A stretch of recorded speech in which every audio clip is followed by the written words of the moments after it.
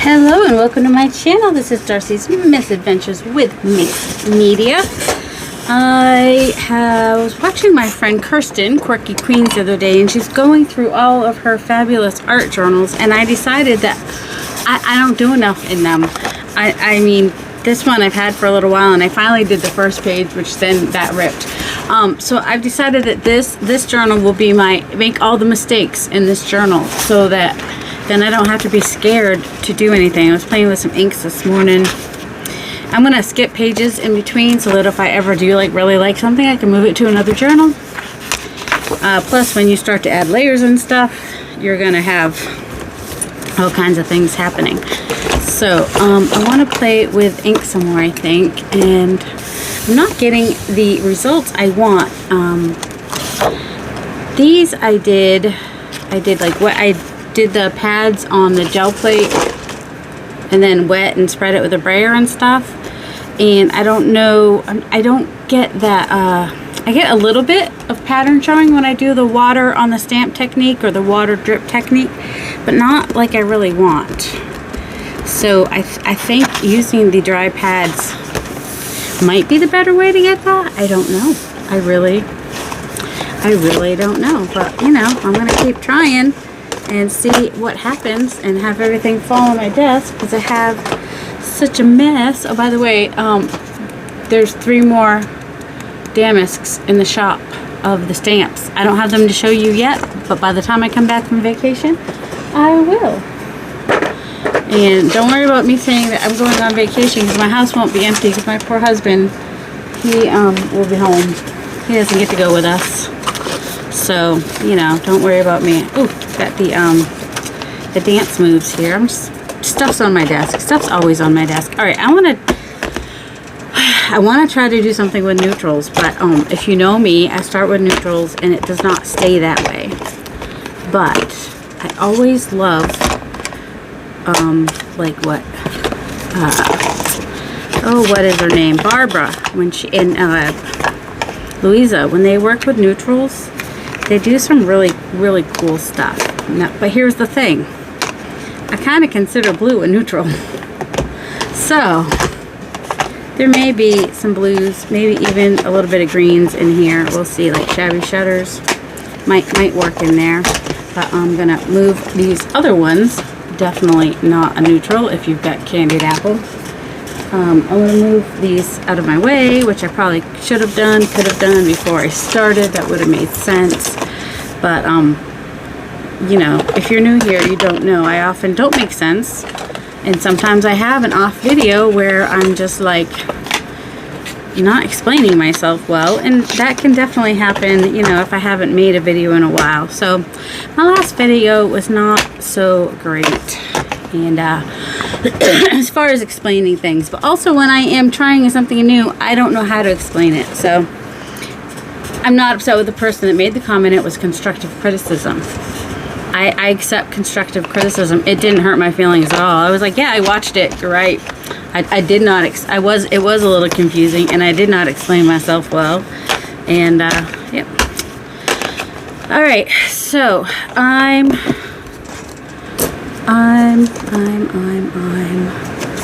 going to find. I've got green. That's it. Oh, and somebody asked, why do you not use the same brushes for inks, distress inks and distress oxides? Because Tim Holt said so. That's why. I don't really know the science behind it. I think it has to do with the opacity and the oxidishness of I think that one is inks. Of the inks, the properties of the inks. But honestly, I don't really know why. I just do it because Tim Holt says to. Blue and these might be oxides. I don't think that one's an oxide. Alright, so I'm going to use these brushes because I like to. I am going to potentially use some stencils, maybe even just some random numbers just to get some layers. And I'm just going to play. I'm not even going to pay attention to my colors necessarily. Not at the beginning. At the beginning I'm just putting stuff down. And sometimes the stuff I'm putting down might even kind of be a little bit messed up. But I'm just making background. So this is just going to be my book to experiment in and have fun with. All right, these are in my way now. And right now I want to experience with the oxide inks that I bought a lot of. I did get them on sale. I think the ones I bought at Michael's were like buy one get one half off, and then the ones I got at Amazon were something like that. I don't remember.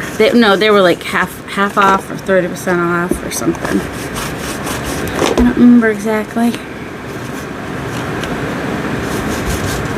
Alright, so we got some numbers in the background, in the green, and we got blue. Let's use some ground espresso maybe, and maybe even just add some pattern. I'm just kind of grabbing what's around me, because why not? And I'm kind of pressing in the middle. I don't like when there's like hard lines. And I do like to overlap some, you know, I'm okay if things overlap. And these have lines, so I guess I could just potentially just press the whole thing. And whatever comes up, comes up. It's all good. It's not all going to show in the end anyway, because, you know, there's all kinds of things. Oh, and I'm going to stick my fingers in it and spread it around, and that's kind of okay too.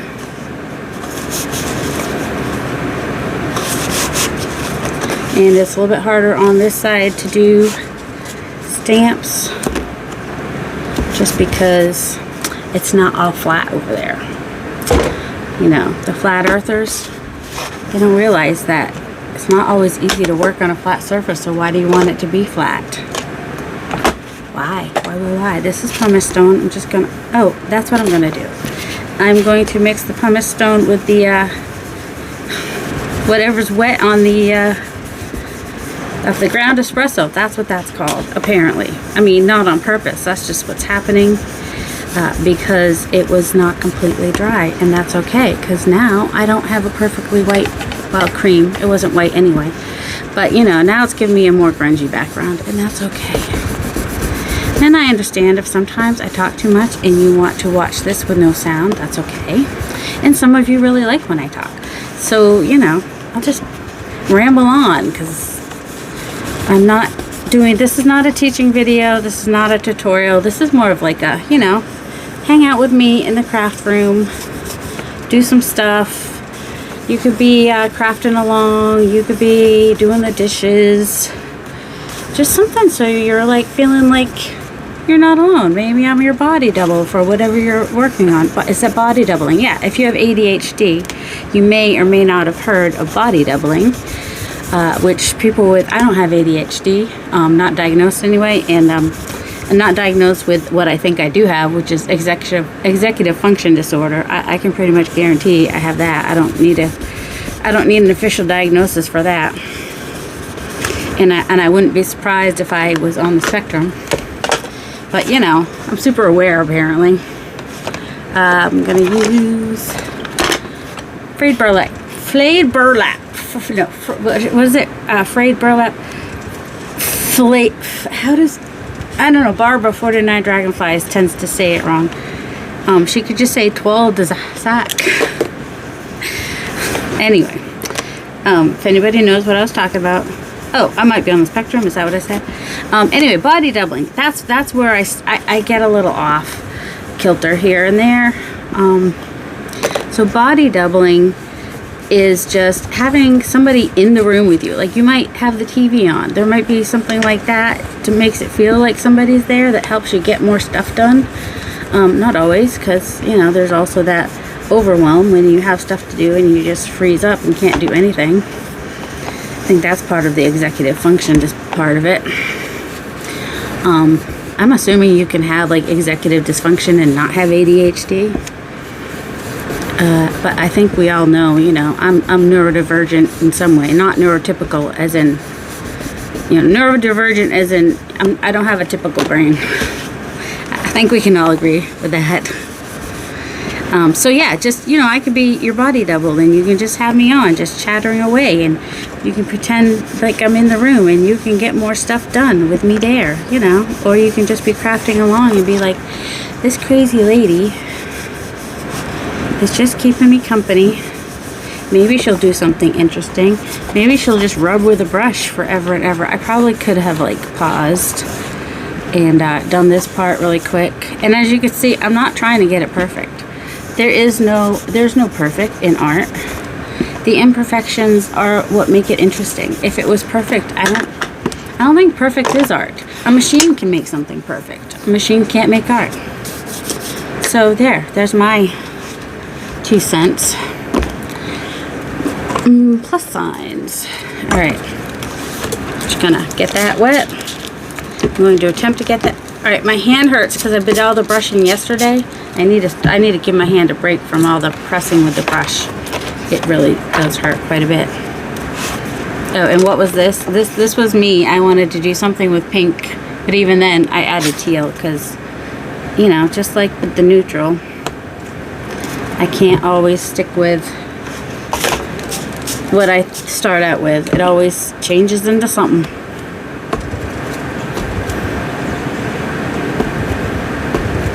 So I'm just getting the stamp wet with water. Any stamps will do this. It doesn't have to be foam stamps. But, you know, why not foam stamps? We have them at pmartiststudio.com. That's where my stamp designs are sold.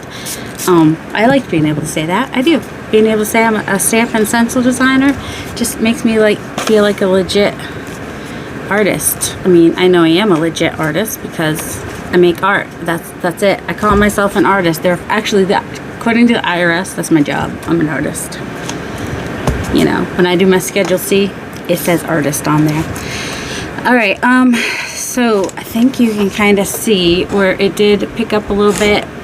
So the reason I do the water on the stamp is to lift up some of that, I had a paper towel. I'll use this one.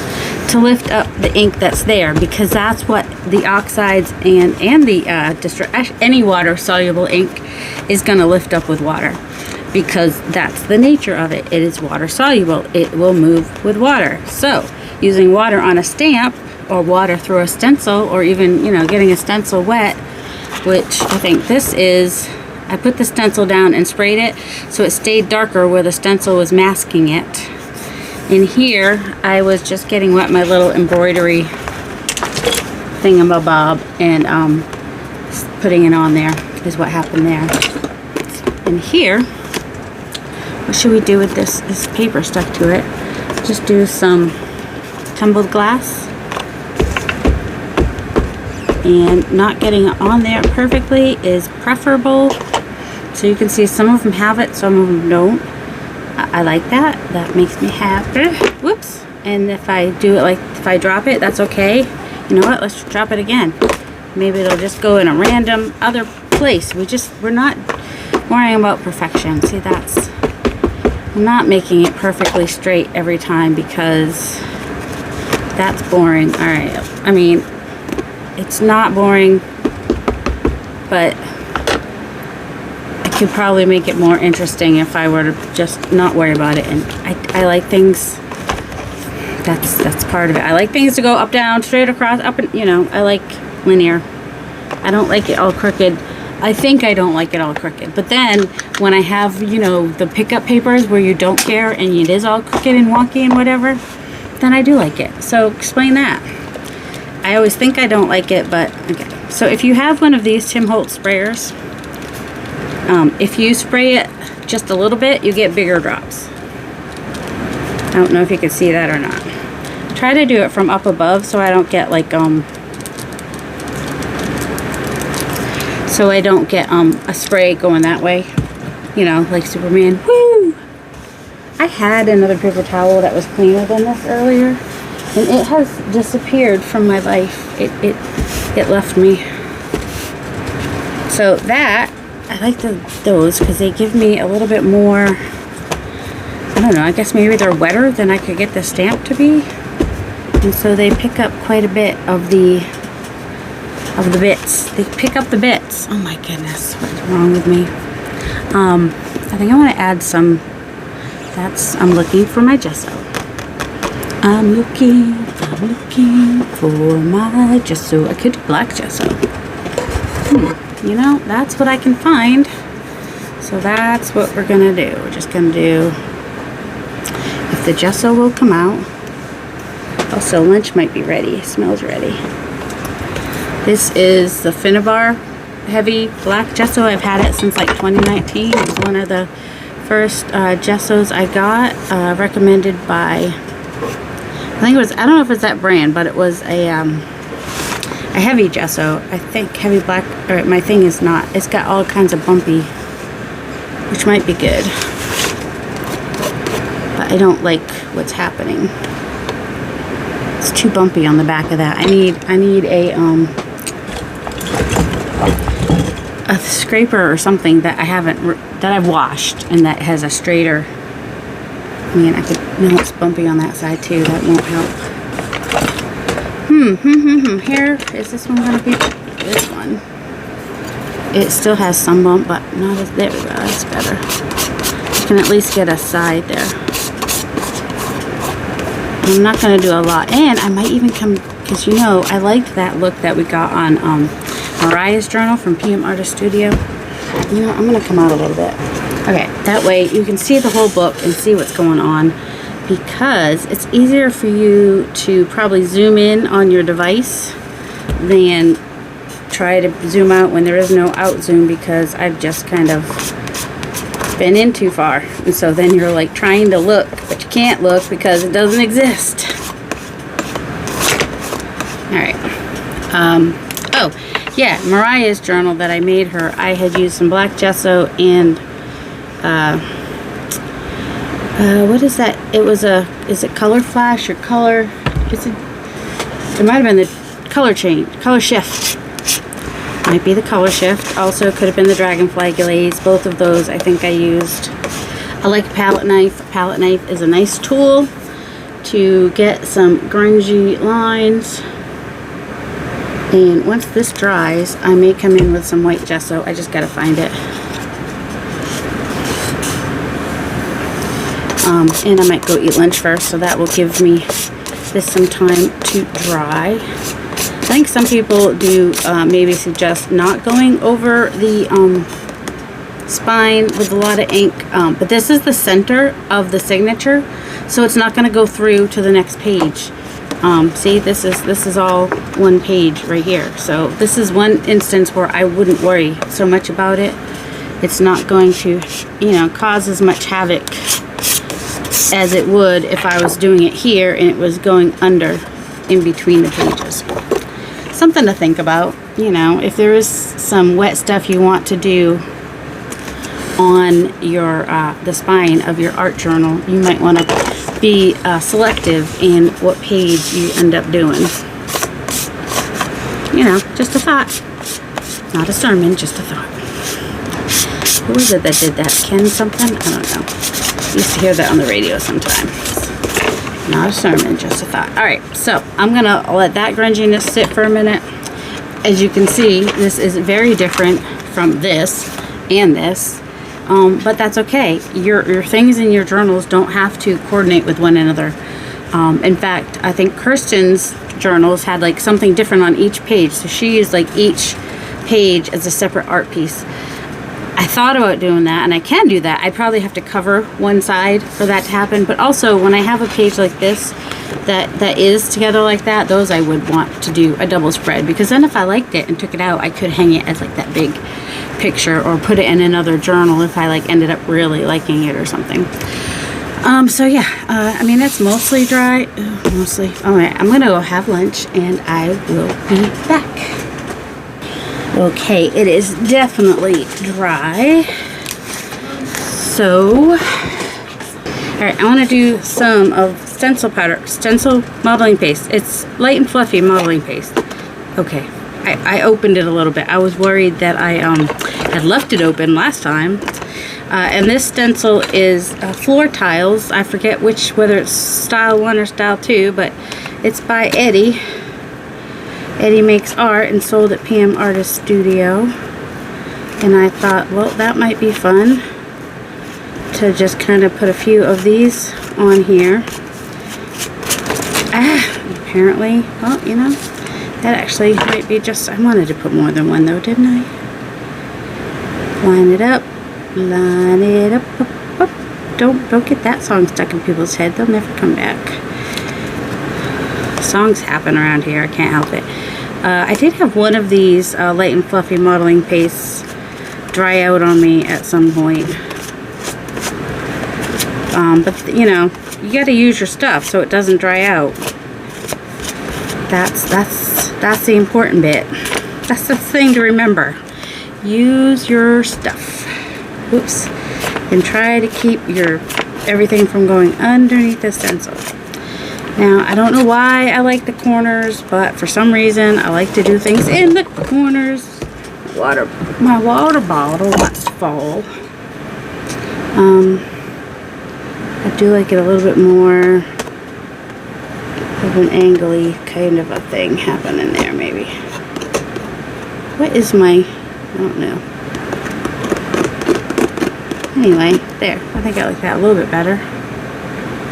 And then this stuff at the top almost always dries out faster, and also it's contaminated too, because, you know, I always do that with whatever, but I try to put it on this back side of my spatula. What is it called? Palette knife.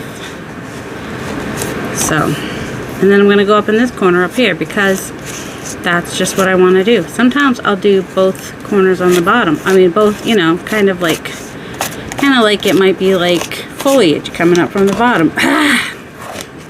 Did you see what happened with my palette knife getting stuck under there?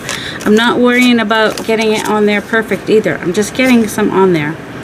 And now I'm going to go wash this right away, or it will harden onto my stencil, and my stencil won't be flat on that side anymore, and I'll be sad forevermore.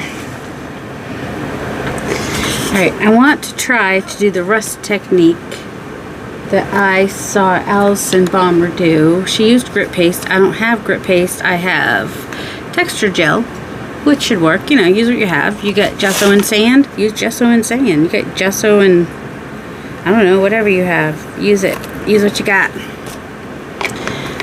This doesn't seem to stick real great, so I actually think I want to add some matte medium to it to make it a little easier to work with.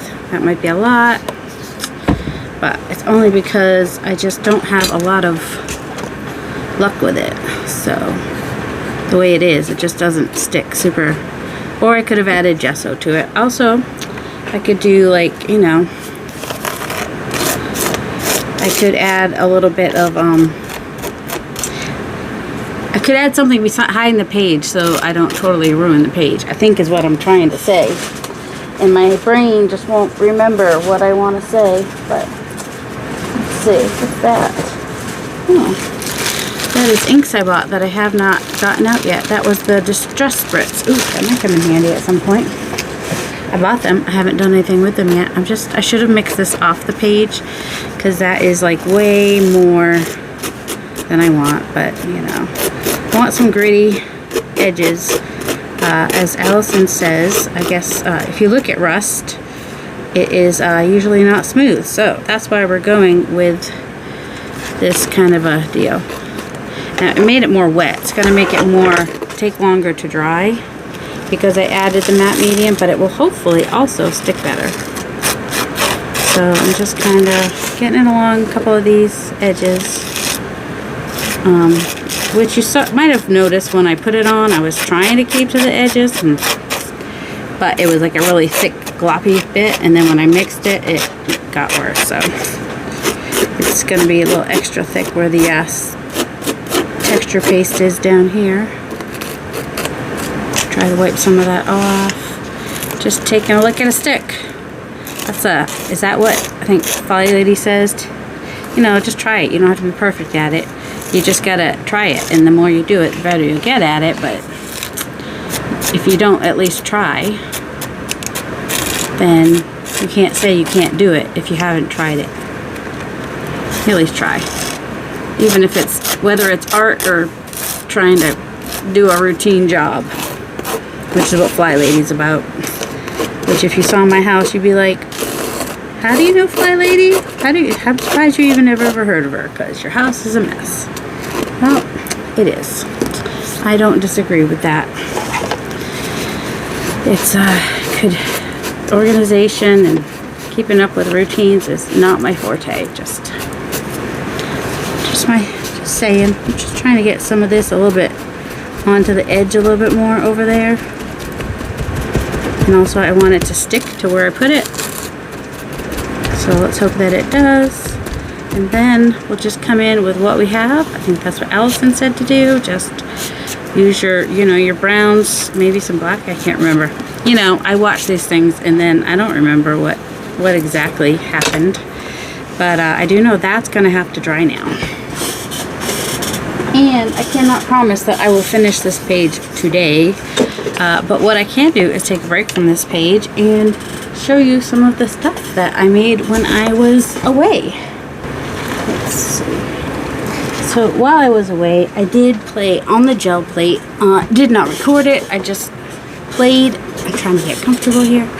And so, my aunt and I played sometimes, and so, that wouldn't be fair to record that. So here's just some pages that I have. I was practicing some doodling. I was trying to see if I liked it on this with the black, which doesn't show up enough.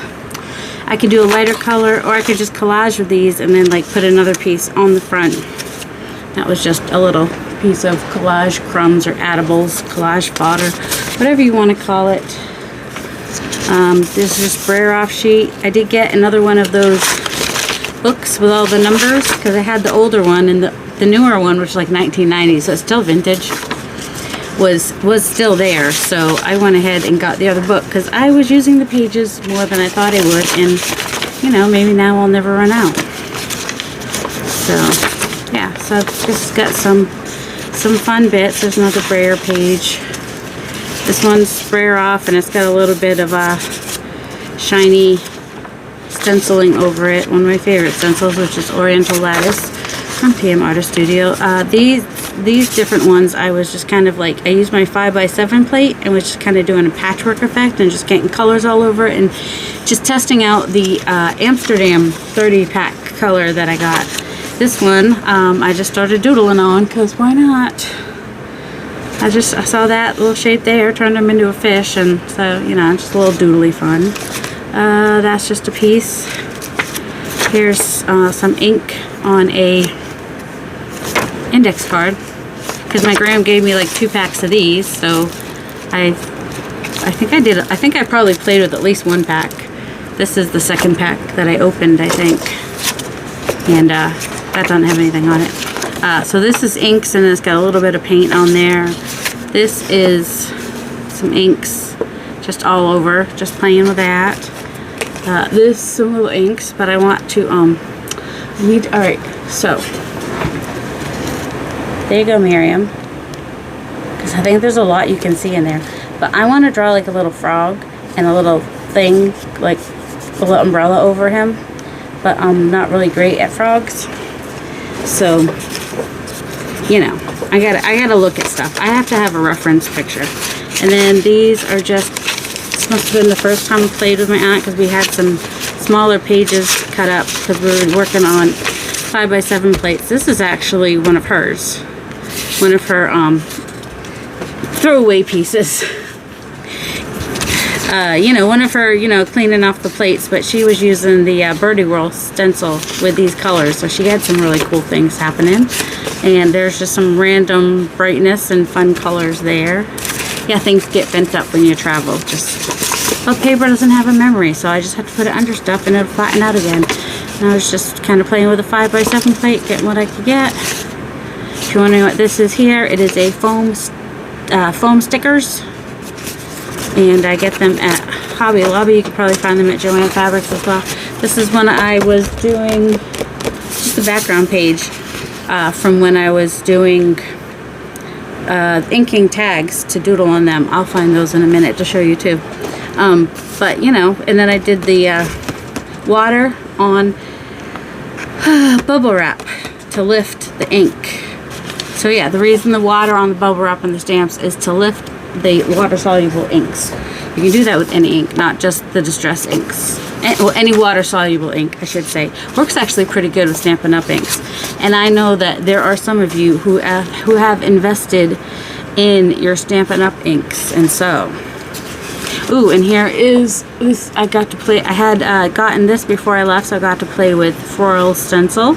Floral Davies, one of her stencils. I got one stencil. I have all 3 stamps, and then I got one stencil to play with. Can't remember which one it is. Might be number 3. But I really liked how number 2 stamped and looked good next to each other. Okay, this is green. I know it kind of looks gold, but it's actually green.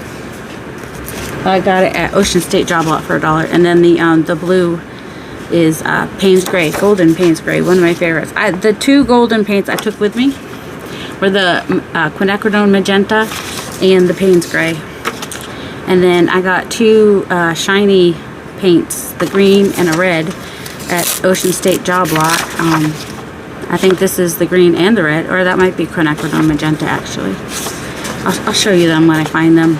And then more of just playing with the colors that came in the Amsterdam pack that I bought. Just seeing, this is what I suggest. You take all your supplies, or you take a group of supplies and play with them. Play with them on different papers. Play with them in different ways, just to see what they do, how they work together, and see if you like what you get. Maybe you prefer warm colors or cool colors. Like, I know my aunt prefers like oceany type colors. She doesn't necessarily like the really bright colors, and that's okay. You don't have to. You can use the colors you're drawn to, or go out of your comfort zone and play with other colors. Like, this is not one of my favorite color combinations, but I could see using that in a journal somewhere, because I do very eclectic journals with a lot of different things. And then I got this because I was playing with those colors, and this I actually do like. It's a little more subtle with the greens, and that is a cool combination. And you know, maybe you have something in the background you don't love, you can just put a stencil over it. That's what this is. That stencil makes it, in my opinion, makes it so I'm more likely to use it. There's more using the foam stickers, and then the stamp. I think I did like you know, the stencil. The stencil was wet, flopped it down, and got whatever paint was left on there. So it's actually a little bit raised, which gives it a little bit of texture, which is fun. And the brayer offs tend to have a little bit of texture too, which is fun. This one, not my favorite, but you know what? It could work as a background on something. And I do like what's happening here. I just don't love browns. I don't know. Browns, I try to do neutrals sometimes. Brayer off sheets, I mean, it's got so many different layers and colors, and brayer off, you don't have to have a gel plate to create interesting papers. You can just a brayer and paint, or a credit card and paint, or whatever, and you could start with something that has like numbers or letters already on it, and you're already starting some interest. This, I had some chalk pastels or soft pastels that I frotaged, or you know, rubbed, had the stencil underneath and then rubbed, and that's what the blue is. And then I did just kind of seal it in a little bit. I did some, I think it's yellow on the gel plate. Same with this paper. Frotaged the tiles, the floor tiles, and then did a layer of paint over that to seal it in a little bit. That one was not as, actually that might have been a pickup, because when you put the, you know, the frottage pieces on the gel plate, to, you know, to seal them in, it leaves some on the plate. You get a little bit of a transfer, and that's what that is. This is just a piece. They got other stuff stuck to it, but you know, use it for collage. There's still plenty of pieces in there to use for collage. That one definitely could use more something, so I probably should put that in a pile to do more. That needs something. That needs something. That I splattered the water. I don't know if I had inks in there or not. And that's a layer on top of another layer that was already there. That needs something. And that was part of that playtime. Ended up getting that as well, which I like this old wall look. I'm sure that could use something. Oh, and then we had extra coffee. So I was just kind of like using a paintbrush with the coffee to make different things, and then I tried to doodle them. That one's not successful to me, but I haven't doodled these yet. But that's an idea. Leftover coffee, you can you can, you know, obviously you can do your coffee bag pages, and that's what I have here. I dyed some pages while I was up there. I got a lot of art done. And when I dyed the pages, I basically brushed on the coffee, put on a stencil, brushed the coffee on the other side of that paper, laid that down, brushed the coffee again, then put another piece of paper, and then so it's paper, stencil, paper, paper, stencil, paper, paper, stencil. Is how, you know, and just getting coffee on each side of each page. If you have it in a sprayer, even better, because then you might get more details from your stencils. This stencil should be coming out in September. There might be some other ones you can see it better. That's the Floral Daisy stencil. It's really subtle, but it gives movement and interest on the page. That's another piece that must have been touching that stencil at least a little bit. This one had a little bit of the embroidery check thing and the I don't know if you can see it or not. I call them medallions. They are Oriental lattice. This is the Eddie's wallpaper one. There'll be another one that has, maybe see the flower there, and the peacock swirls. You can see a little bit here and there, and the messy borders. You can see a little bit, and that check mesh. So stencils, check mesh, and then these letters are going to be backwards because this was the stamps. But I figured, you know, that's some kind of interest in the background. It's okay if your letters are backwards. This is the paint dashes, just some triangles, and the round embroidery plastic thingamabob. There were some inks on there. And if there's inks on your stencils, you get even more cool stuff. This was just laid on top of some bubble wrap to dry. It was the other side of that thing, I guess. And this also laid on top of the bubble wrap. That one must have been an in-between piece. Didn't get much other than, you know, coffee. This was the little baby bubble wrap I'd set it on. And so let's see. So this was probably set on top of the bubble wrap, and this was probably on top of that. So a little bit went through, a little bit of this ended up going through to this, but it's just like super subtle. Or it could have been, one was underneath it and one was on top, but I was surprised anything got on there from the underneath. And that was the plastic embroidery. I have two sizes, and this is the springing up borders. I had one of those. There's the wall, the tiles. There was some ink. I had used some ink on the floor tiles one, and so that came off on the paper. So I have I think that's a cool piece to use in a journal.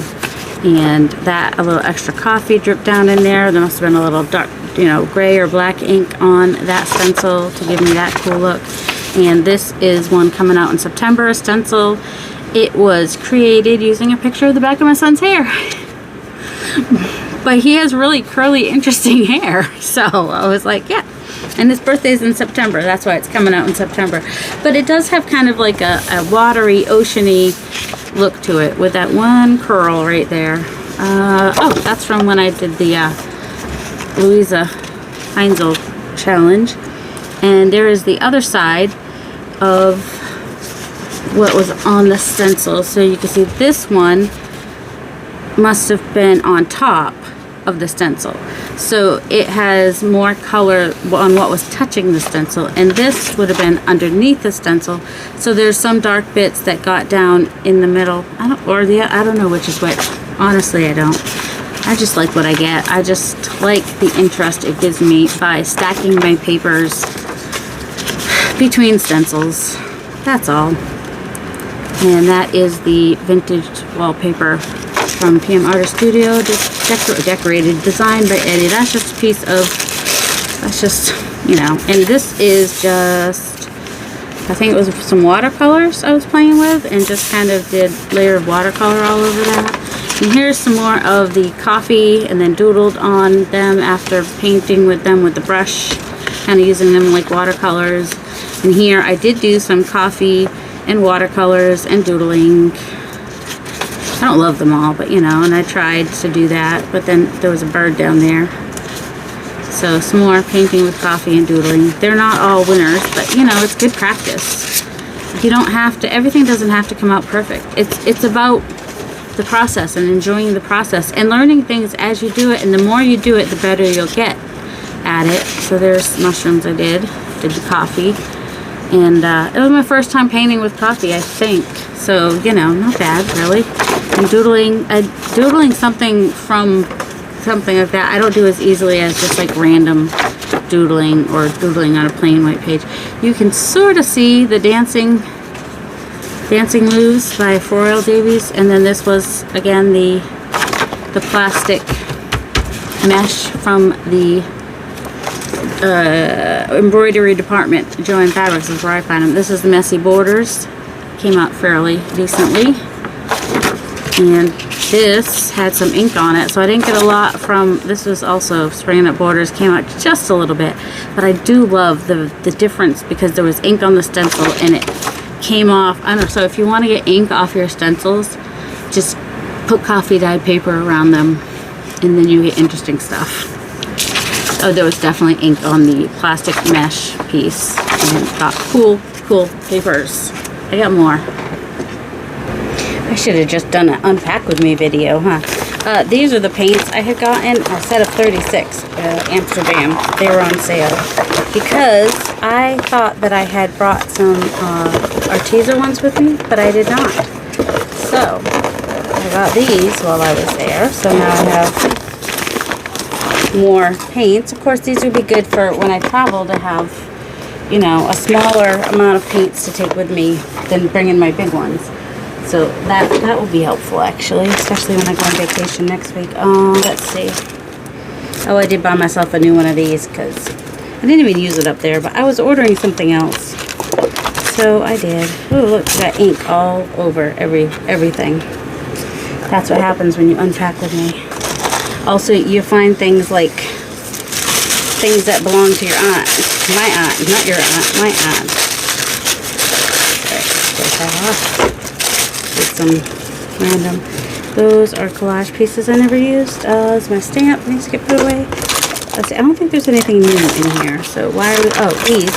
My gram gave me these calendar pages, which, you know, you kind of saw me use a little bit on one of the postcards. My aunt gave me some washi because she was going through her washi.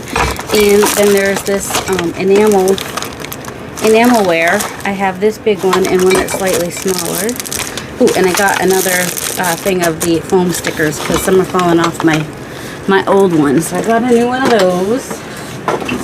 And now we're just going to gently set that down. And then also, I had to buy the whole, there was like 3 things in the enamelware, so this was the 3rd piece that I didn't really want, but had to buy it. But then he threw in the ruler for free, so that's all good. So those, and these belong to my aunt. I have to take them back up when I go back up this next week, end of next week. So make sure I take those back to her. I'm gonna set them in there so I don't forget, hopefully. Oh. There are some things in this box that I made while I was up there. There should, oh, these. I was very much focusing on making myself some, PM Artist Studio calls them edibles. Other people call them collage fodder. But, you know, you use them on top of collage, so I like edibles. And also, I like alliteration, so I like collage crumbs. The main reason that, like, some people don't like collage fodder is just because the word fodder was used the wrong way. I mean, the definition for fodder, collage fodder, is just saying things that go in collage. Just all it's saying. You know, if you look at the definition of fodder, that's what it is. But if you look up cannon fodder, you can see that it was an inappropriate term that was used inappropriate. You know, people should not be treated that way. Let's put it that way. So those were some of the. Just use sketch paper to do these. You guys have seen these are just what I still have left over from my bases. It's all about that base. I still got tons of them.